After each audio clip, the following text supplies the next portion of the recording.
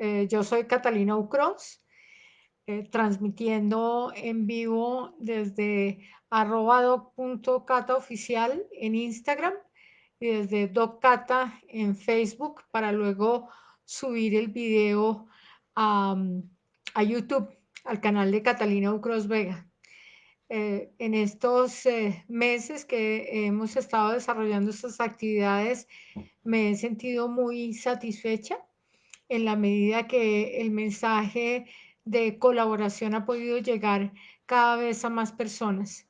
Esta mañana en el videito de invitación les estaba contando que tenía una sorpresa especial y es que definimos con el doctor José David Lemos, un queridísimo abogado, joven, dinámico y muy capaz, eh, hacer una secuencia de apoyo y de asesorías porque sabemos que en el ámbito de la estética, de la medicina estética, de la cirugía estética y de la cirugía plástica, existen una gran cantidad de vacíos y una gran cantidad de temores, tanto de las personas que prestan estos servicios frente a las frustraciones de sus pacientes y a los deseos de sus pacientes de resarcimientos por causa de esas frustraciones y las insatisfacciones reales de los pacientes frente a procedimientos estéticos. Bien dice un viejo dicho que en los estrados judiciales es donde los individuos civilizados resuelven los problemas que no pueden resolver en su perdón, pero acaba de llegar José y lo voy a invitar a que participe con nosotros. En los estrados judiciales resuelven los problemas las personas civilizadas que no los pueden resolver en el tú a tú. No hay que sentir tanto temor de esas cosas. El doctor Lemos, hola, José, buenas noches, ¿cómo estás? Doctora Cata, ¿cómo estás? ¿Cómo le ha ido? Muy bien, muy bien. Me haces sentir como tu mamá cuando me dices doctora Cata. Don Cata, Don Cata. ¿Cómo Eh, está? ¿Cómo le ha ido? Bien, le estaba contando a las personas que se han vinculado en este momento que tú y yo habíamos estado hablando acerca de los temores que muchas personas que prestan servicios sienten de las solicitudes de resarcimiento de sus pacientes insatisfechos y también los temores que muchos pacientes frustrados e insatisfechos tienen para hacer ciertos requerimientos a sus terapeutas y que en los estrados judiciales es donde la gente civilizada resuelve las dificultades que no puede resolver en el tú a tú y que no hay que tener miedo a los estrados judiciales, solamente hay que ir con la verdad y estar muy bien asesorado también, ¿no? Creo que tú me comentaste de un caso de alguien, de un Señora, cirujano. no la estoy escuchando bien, hay como una interferencia. Creo que tú me comentaste un caso particular de un cirujano.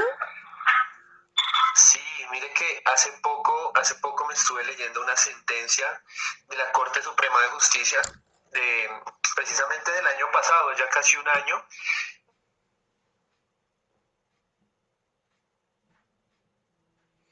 La conexión está muy mala, muy, muy mala. He tenido bastantes dificultades con el internet en estos días. No sé cómo estés tú de internet, pero creo que José, si me oyes bien, la conexión está muy mala.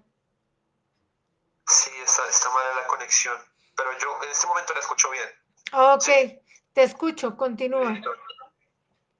Entonces, es el caso de un médico cirujano que realizó una intervención quirúrgica con dos fines: realizar una abdominoplastia y un levantamiento o rejuvenecimiento facial. ¿Sí? Se realiza el procedimiento y por diferentes cuestiones la paciente no logra el resultado que quería. Evidentemente, verse más joven, ¿no? Que esto es una cosa tan ambigua. Y, y en la Corte Suprema de Justicia, en la Sala Civil, llegan a la conclusión eh, de que el médico, después de analizar todos los casos, llegan a la conclusión de que el médico, al que se obligó era a realizar una intervención quirúrgica de abdominoplastia y de rejuvenecimiento, es decir, no a llevar a cabo un resultado específico. Esto parte con lo que siempre se ha pensado, ¿no? De los profesionales de la salud estética siempre tienen que llevar a cabo resultados precisos. Entonces le tiene que levantar la nariz de determinada manera, el aspecto tiene que cambiar de determinada manera, tiene que haber lozanía. Pues la Corte Suprema de Justicia dice precisamente no, a lo que se obligó el médico precisamente fue a realizar los procedimientos, no a que hubiera un resultado estético determinado.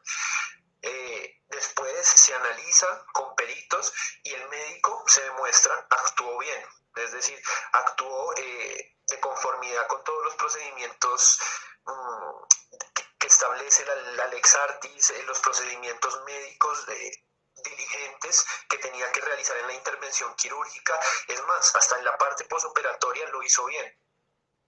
Y se le exime de responsabilidad porque precisamente este médico pues actuó como debía actuar y no se obligó a un resultado determinado, sino realizar los procedimientos. Cuando yo me leí esta sentencia me dejó como varias reflexiones, ¿no? La primera de ellas es la importancia de un contrato claro entre el médico y el paciente. Una de las cosas particulares de este caso es que el médico había negado que había un contrato. ¿Usted qué piensa de este hecho, de que un médico niegue un contrato? Me parece un gravísimo error y una pésima asesoría jurídica, porque de hecho desde el momento en que yo le doy la cita al paciente, ya hay un contrato verbal de prestación de un servicio de salud que Efectivamente. tiene una obligación de medios, obviamente, y no una obligación de resultados.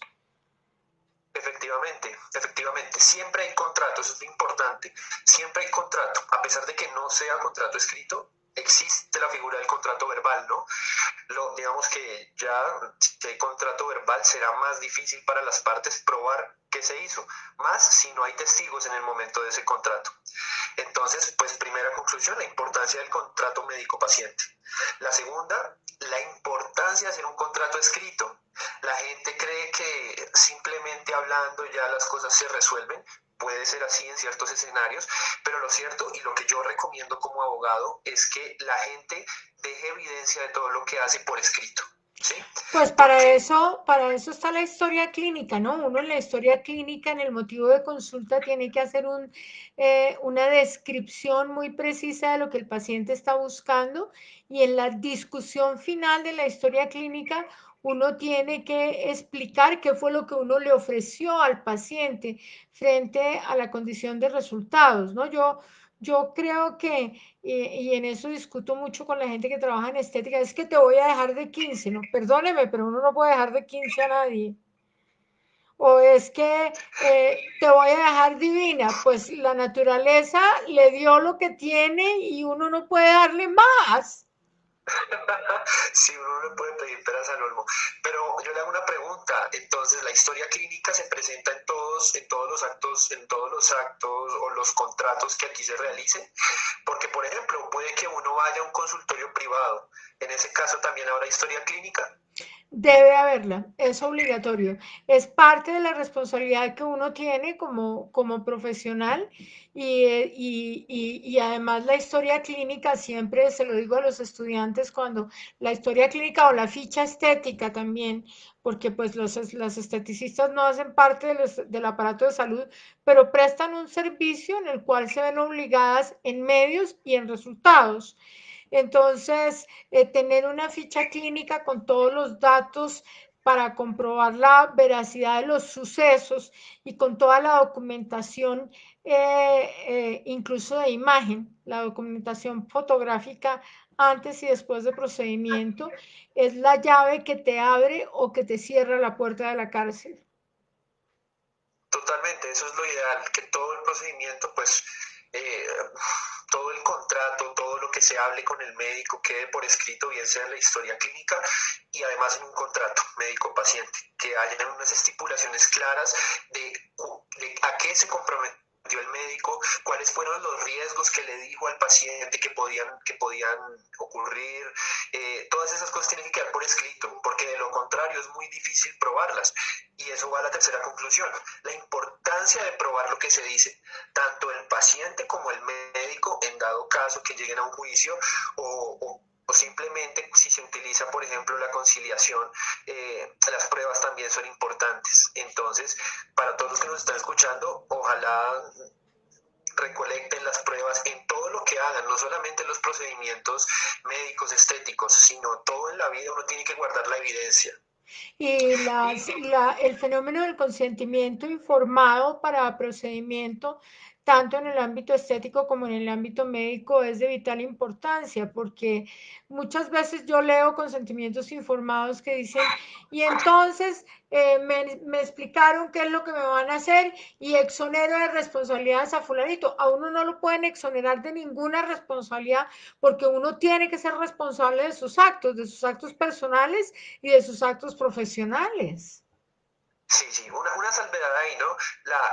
Cuando el médico da una explicación sucinta, detallada, de cuáles son los posibles riesgos por la intervención quirúrgica o no quirúrgica, y esos riesgos se ocurren, se exime de responsabilidad. Pero claro, lo que usted en ese caso del que usted habla, tiene que ser suficientemente claro. Eso es muy discutible que en un documento diga, ah, lo eximo de toda responsabilidad. No, tiene que haber un detalle de que se realizó un consentimiento informado con todos los requisitos que establece la ley, ¿sí? Y eso también tiene que ver con la certeza de lo pactado, la certeza de lo dicho y lo informado en ese consentimiento, ¿no?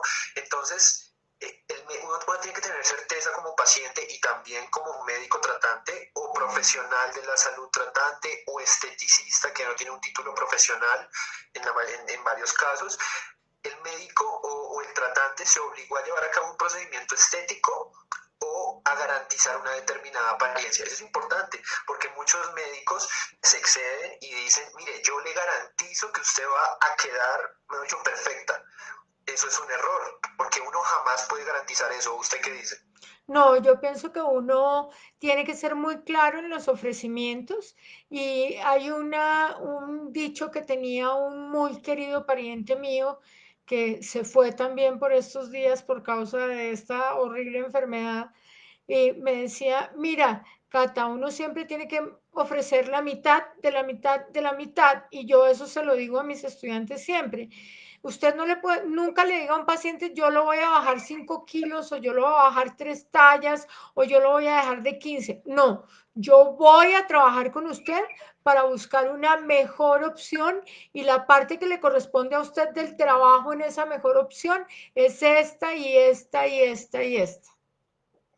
Es como, lo que usted dice es muy cierto, es como en el ejercicio del derecho, el que yo ejerzo. Cada vez que yo hablo con una persona que me presenta sus inquietudes y seguramente quiere arreglar un asunto, presentar una demanda, yo estudio el asunto hasta el fondo, analizo el asunto y no todos los casos son viables. Yo le digo a mis clientes o a las personas que van a ser mis futuros clientes que hay cosas que no pueden ganarse o tienen una probabilidad muy baja. Y yo entraría en un hierro si le digo a las personas que puedo ganar determinado proceso cuando no es así. Entonces, eso hace parte de las cosas que le faltan a los médicos tratantes.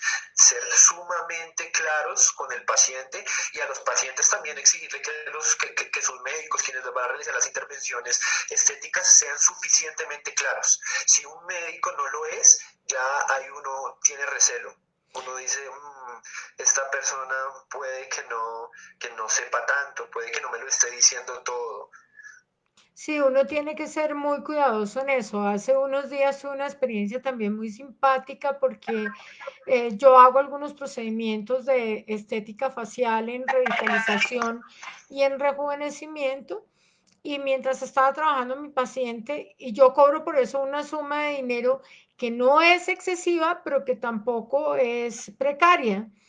Y entonces la paciente me estaba contando que un colega le había mandado un WhatsApp ofreciéndole un procedimiento con la colocación de elementos extraños en su rostro para levantar el rostro y eso, pues los hilos tensores, para hablar en términos más prácticos, colocados por un médico, y el personaje le estaba ofreciendo el servicio a la paciente con un costo que me dejaron ganas de llorar. Me dejaron ganas de llorar por el precio que le pidió, era casi un regalo. Yo, cuando ella me dijo eso, le dije, yo no le pondría a alguien mi cara por ese precio, porque eso significa, Claro, uno, que no tiene la preparación suficiente, porque no sabe cuánto vale su trabajo y cuál es el grado de su responsabilidad, porque el costo de un procedimiento en cara no está dado por el tiempo que te demoras, ni por el material que gastas, sino por la grandísima responsabilidad que estás asumiendo sobre la integridad física, estética, social del paciente. Entonces, por eso claro, es y que que un proceso... si el médico se equivoca, ahí sí van a cobrarle 200 millones. Entonces, Es exacto. eso es muy Ahora, parecido, eso es muy parecido. no necesariamente te equivocas, puedes tener un inconveniente no previsto. Yo he Claro, tenido que, tú sabes que yo soy infectóloga, entonces yo a veces hago interconsultas de infectología con procedimientos estéticos contaminados, y me he encontrado con cosas como un procedimiento hecho perfectamente en rostro, muy bien hecho, pero la paciente se infectó, y buscando la fuente de infección estaba en la almohada de la paciente.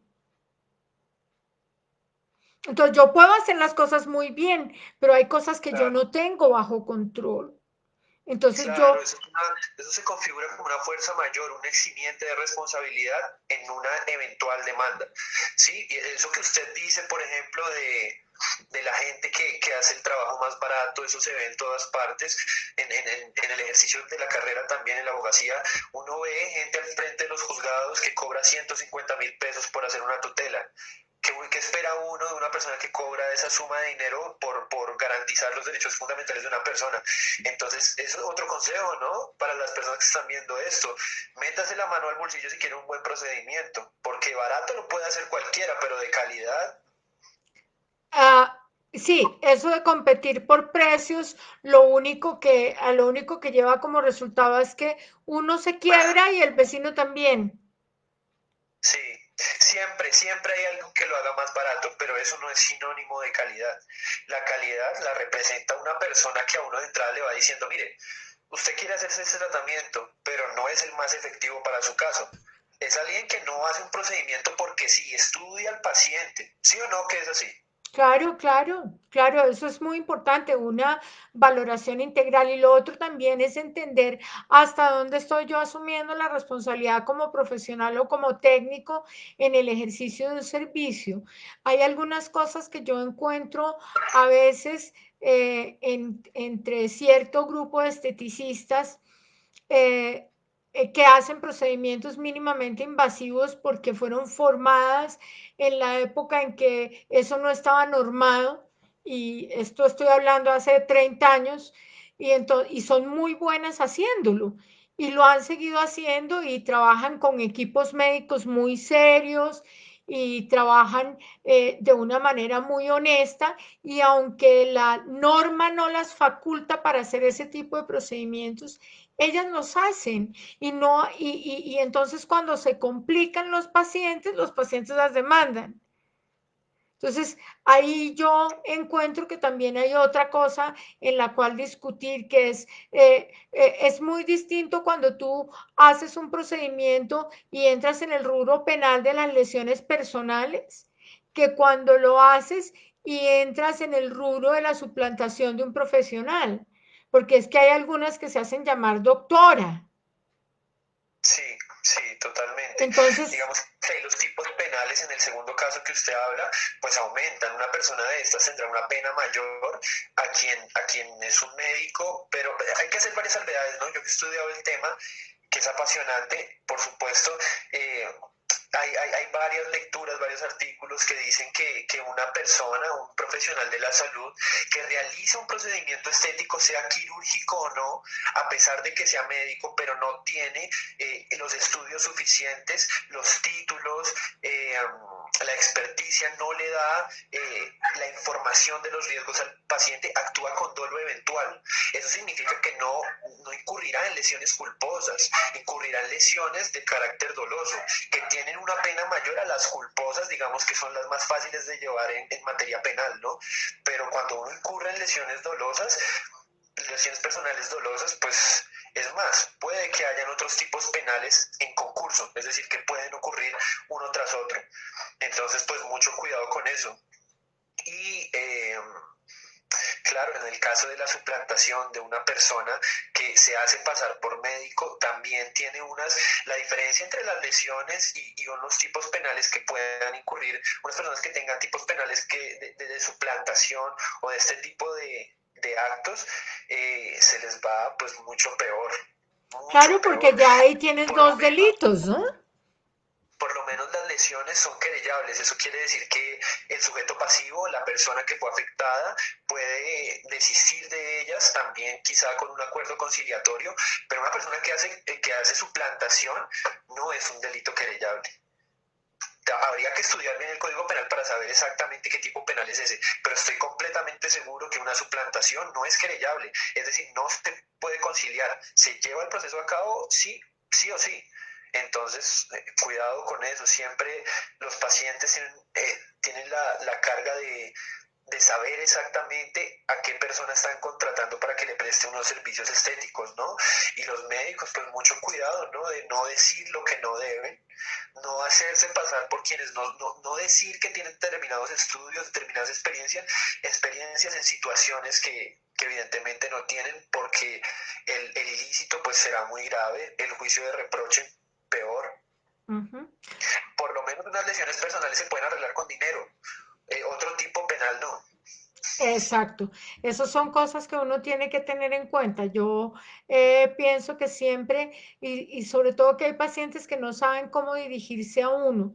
A mí no me molesta que no me digan doctora. Alguna vez le decía a una compañera de trabajo, si a mí me dicen señora, no me preocupa porque yo soy más, yo primero fui Catalina Ucros antes de ser la docata. Entonces, Fíjate que eso pasa mucho en su carrera y en la mía, ¿no? A los dos nos tienen que decir doctor por todos lados y yo también soy muy partidario que a uno, cada uno se debe respeto como persona, ¿no? Y si a uno lo llaman por el nombre, pues está muy bien y si le deciden decir doctor, me parece un mérito ya pues demasiado suntuoso, ¿no? ajá. Pero entonces hay personas que son técnicas o que son tecnólogas, entonces no tienen por qué permitir que los usuarios los llamen doctores, porque eso se va a prestar a confusiones y después el mismo usuario va a usar esa aceptación del título en el diálogo como Claro, como un engaño tácito de suplantación profesional. Yo no sé si estoy hablando bien, claro. pero, es que El yo título, creí que era doctora porque ahí en el consultorio todo el mundo le decía doctora.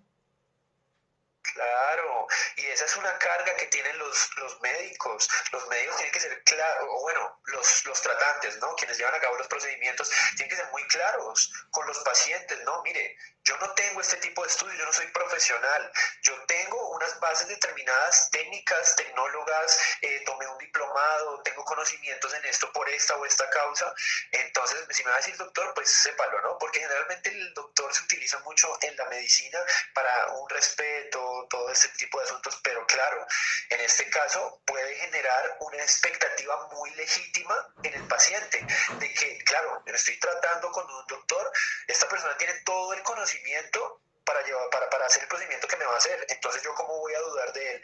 Y después terminan con un montón de complicaciones, los gastos son mayores, los gastos patrimoniales y no patrimoniales, la vida se les vuelve un ocho, el dolor que sienten, esos son perjuicios que también tienen que pagar los doctores en este tipo de casos. Ujú. Sí, sí, sí, uno no debe prestarse jamás a confusión. Como yo trabajo en medicina estética, pero yo no soy cirujano plástico, yo solamente soy médico cirujano y mis estudios de posgrado están muy lejos de la estética, muy lejos de la estética. pero mi desempeño en medicina estética incluso empezó por la infectología, porque el primer programa de bioseguridad que se hizo en Colombia lo hice yo en el 87 y lo hice para estética, cuando la palabra bioseguridad no existía, me estoy poniendo muy vieja. Y entonces, con Para frecuencia me nada. llaman los pacientes y me dicen, doctora, es que yo quiero que usted me opere. Pues yo lo siento mucho, pero yo no practico intervenciones quirúrgicas de ningún carácter, incluso cuando tengo pacientes con abscesos, que todo absceso debe drenarse y soy infectóloga, yo tengo que llamar a un cirujano general para operar el paciente con el cirujano. Yo no puedo ir a hacer una intervención quirúrgica, salvo que se trate de una emergencia en un lugar donde no se cuente con un cirujano. Sería la única razón. No, pero usted es muy modesta, ¿no? Porque usted tiene los conocimientos para hacerlo. Pero bueno, me parece es mucho mejor que una persona diga exactamente que no puede hacerlo, a pesar de que uno sepa que sí puede, porque no tiene los títulos adecuados, a que una persona diga que sí puede hacerlo y en realidad no tenga la experticia. ¿Sí? Es mejor el primer caso que el segundo. Uno siempre tiene que curarse en salud. Los médicos siempre deberían ser así. Pensar, no, a pesar de que yo tengo los conocimientos para hacer la operación o para hacer la intervención, el procedimiento, tengo que hacer honor a la verdad. No tengo los estudios suficientes, no tengo el título, no tengo la habilitación. Otra persona debería hacerlo. No se dejen llevar por la plata, que eso es lo que más ocurre, ¿no? Eso es otra cosa. Y el vender la fotico del después. Le venden al paciente la fotico del después, no le venden al paciente el durante, y entonces el paciente no Claro. sabe que entre el antes y el después hay más o menos 6 meses de trabajo intenso desde el punto de vista médico, desde el punto de vista estético y muchas veces en ocasiones una intervención quirúrgica. Sí, Importante todo que no, debería tener un asterisco, ¿no? Todo debería tener un asterisco, sí, condiciones, restricciones. exacto, exacto. Importante que dejemos como conclusión que, en primer lugar, pues no hay que tenerle miedo a las cosas y hay que estar siempre con la verdad puesta encima. En segundo lugar, siempre que aceptamos darle una cita al paciente, ya ahí hay un contrato. El contrato se rompe si el paciente no va a la cita o el contrato se rompe si dentro de esa cita el paciente dice no quiero nada con usted. ¿Cierto? Sí, efectivamente. Efectivamente, si la persona no va a la cita, es obvio que no va a seguir con el tratamiento, ¿no? Pero eso hay que Dice dejarlo que no. consignado, ¿no?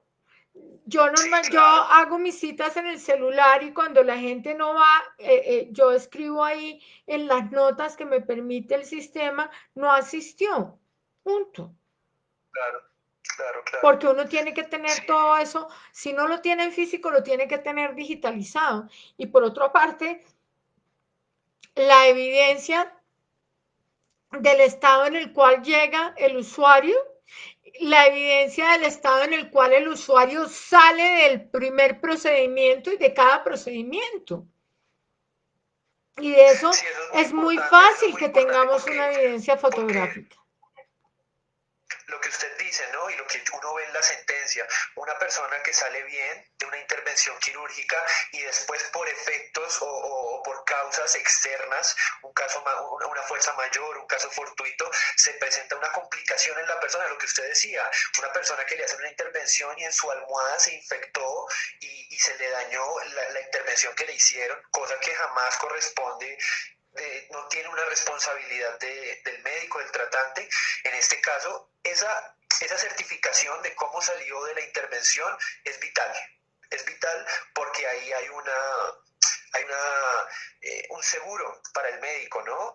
Y es más, también hay un seguro para la persona que se trata. Puede que de la intervención no salga tan bien. Y si usted consigna exactamente cuáles fueron los efectos de la intervención quirúrgica o no quirúrgica en medicina estética, pues tiene todas las de ganar en un eventual proceso judicial o en una conciliación. Uh -huh.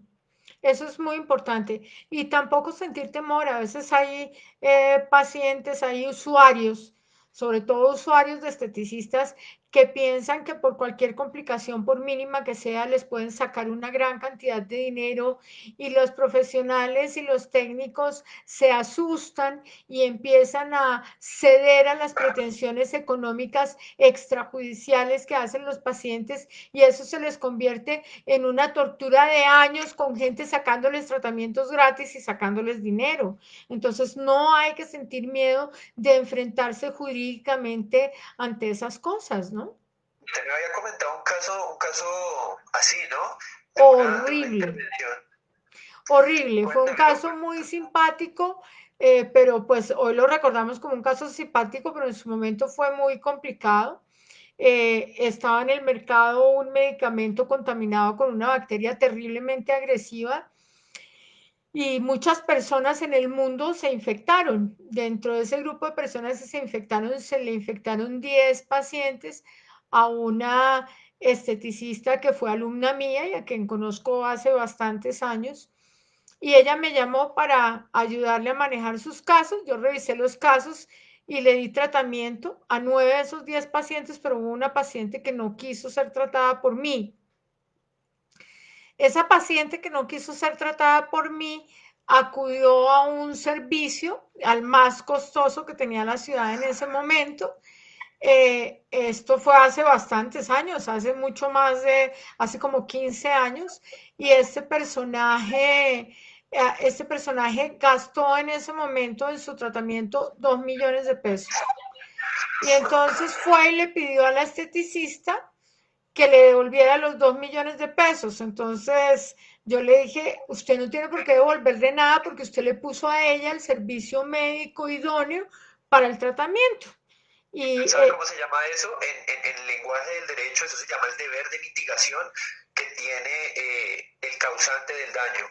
En este caso, sin duda hay un daño ahí, ¿no? Pero ella, esta persona, la esteticista, llevó a cabo el deber de mitigación. Ella sabía que tenía que reparar a la persona y quiso hacerlo con los medios que ella misma tenía. Pero la paciente ni siquiera lo rechazó, simplemente fue hasta donde otra persona sin conocimiento de la supuesta causante del daño. Y bueno, en todo caso esta persona cumplió con su deber legal.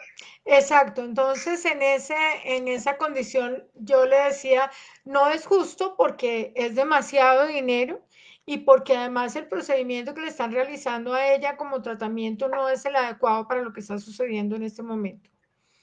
El caso es que la paciente se molestó muchísimo porque la esteticista no le dio los 2 millones de pesos y la denunció por lesiones personales, obviamente. La esteticista en ningún momento negó las lesiones personales. Obviamente la esteticista además jamás ha dicho que es médico, ella siempre ha dicho yo soy esteticista. Eh, y la paciente estaba solicitando una indemnización por una suma de dinero también bárbara. En esa época ella estaba pidiendo 300 millones de pesos por sus lesiones personales, cuando si tú te accidentabas y matabas a alguien, que eso es un homicidio culposo, tenías que pagar en esa época creo que 40 millones de pesos. Y ella estaba pidiendo por unas ronchitas en la barriga, estaba pidiendo 300 millones de pesos. Así es la gente, créame que sí. Entonces, cuando llegamos a la conciliación y cuando la fiscalía hizo toda la investigación pertinente del caso, la fiscal decidió que había que conciliar. Y entonces la esteticista me dijo, ¿qué voy a hacer? Yo no tengo toda esa plata. Le dije, pues usted no le va a dar ni un peso. Yo considero que yo me voy a un proceso judicial, que le pago a un buen penalista. Ella en esa época le pagó al penalista 5 millones de pesos y era un tipo decente y reputado, no como los de ahora que son indecentes y penalistas de traqueto, no, este era gente decente. Le hizo un pago en aquella época de 5 millones de pesos, que era bastante dinero, pero yo sí le dije, mire, yo prefiero darle la plata al abogado que ir a darle ni 10 centavos a este personaje porque es un abusador. Claro, y Entonces, quién sabe si no hubiera contratado un buen abogado, cuánta plata le hubieran sacado, ¿no? Porque eso ocurre mucho, los médicos se dejan intimidar por unas pretensiones monetarias exorbitantes y al final terminan dando un dinero que jamás tuvieron que haber dado, ¿no? exacto. Entonces ella hizo caso al penalista. Con el penalista llevamos todo el caso. Yo fui el asesor médico del caso. Y finalmente, obviamente, la esteticista incurrió en lesiones personales. Ella salió culpable de ese delito, pero no tuve que pagarle a la usuaria ni un solo peso porque eran unas lesiones que no dejaban ninguna secuela y porque además la usuaria había incurrido en una serie de actos que le habían impedido a la esteticista resarcir el daño que le había causado. Entonces, finalmente no tuvo que pagarle un centavo ni tuvo que ir a ninguna parte más que las veces que fue llamada inicialmente por la fiscalía y posteriormente por el juez penal que llevó el caso y que terminó obviamente exonerándola de cualquier carga. No exonerándola del delito, sino exonerándola de Si ve la cualquier cargo. importancia, si ve la importancia de la mitigación, del deber de mitigación, cuando una persona es consciente de que cometió un daño, así sea pequeño, tiene el deber de resarcirlo, de ocuparse de que la persona, la víctima, no siga sufriendo ese daño. Y yo creo que ese fue el centro del asunto por el cual esta persona no tuvo que pagar ni cárcel ni ningún tipo de indemnización, porque actuó de manera diligente después de que se dio cuenta que se había causado un daño. Entonces, pues nada, qué casito, ¿no? Eso ocurre mucho. Los pacientes intentan sacar mucho dinero de una pequeña mala praxis de un doctor. O quizá el doctor actuó muy bien y se complicaron afuera por culpa de un asunto externo, no del tratante, e intentan pedir un montón de dinero, una indemnización muy grande. Por eso, publicidad pagada, no pagada, contrátenme. Una buena defensa es muy importante a la hora de que eso pase, en el caso de los doctores. Y como pacientes, la recomendación es que no vayan a demandar por cualquier cosa. No toda cosa es demandable. Los daños, eventuales daños que se puedan causar, puede que fueran asuntos externos, puede que el médico haya actuado bien, pero se complicó por otra causa. Asesórense muy bien antes de decidir demandar, porque la gente se envalentona mucho, pero al momento de probar las cosas no tienen pruebas. Entonces, si nadie tiene pruebas, pues no hay derecho, ¿no? Y hay abogados muy inescrupulosos que dicen, no, eso tenemos que hacerlo y eso tenemos que hacerlo para sacarle plata a la gente. Y como los abogados, igual que los médicos, tienen obligación de medios y no de resultados, se quedan con la plata y el otro pobre frustrado y sin un peso. Totalmente, porque, bueno, no sé qué pasa en la medicina, pero este es un país litigioso. Aquí todo lo discutimos, todo lo peleamos, nadie habla con la gente, no tratan de conciliar. Importante, hablar primero con el tratante, hablar entre médico y tratante, entre médico y paciente, tratante y paciente, y tratar de solucionar las cosas de la manera más pacífica posible, ¿no? Cuando ya el daño ya es muy grosero, es muy evidente, ahí sí tomar las medidas pertinentes. Sí, bueno, yo creo que vamos a seguir conversando, de pronto cada semana, de pronto cada 2 semanas, según el tiempo que tengas, y para poder colaborar con las personas que nos escuchan. Y si alguien necesita una ayuda de carácter jurídico, se pueden comunicar contigo, ¿cierto? ¿Cómo es que es tu Instagram? Sí, claro. Mi Instagram está acá, pues es jlemus.g. Ahí me pueden encontrar. Mis números de contacto son 311-867-8660. Me pueden llamar, pues atiendo consultas al igual que usted. Me gusta el litigio y bueno, procuro ser una persona muy sensata. No recomiendo demandar en todos los casos, recomiendo mirar los asuntos muy con lupa, ¿no? Para que la justicia no se llene de procesos judiciales y pues solucionar las cosas de la mejor manera. Usted también, ¿no? Presta servicios estéticos, entonces también recomendada. Muchas gracias por tu recomendación. Bueno, José, ha sido un placer estar contigo. Yo pienso que media hora de conversa es suficiente y espero que todo lo que el anecdotario que hemos traído a mención esta noche haya sido de mucha utilidad para tus seguidores y para mis seguidores. Espero también que vuelvan a observar nuestra conversación que va a quedar subida en la página de Instagram y espero que la compartan con otras personas porque estoy segura de que muchas personas a diferentes niveles de adiestramiento y a diferentes niveles de prestación de servicios en estética y en medicina estética necesitan las 3 o 4 claridades que dejamos en esta conversación de noche. Muchas gracias Sí, nuevamente por vean, compartir. compartan, vean, compartan. Vean, den me Doctora Cata, gusta, compartan. doctora Cata, que esté muy bien, gracias por invitarme y claro, seguimos compartiendo acá. Qué rico conversar con usted y pues que la gente se entere de las cosas. Ok, un abrazote. Que duermas y feliz Un fin de abrazo, semana. Cata, Feliz fin de semana para todos. igual para todos.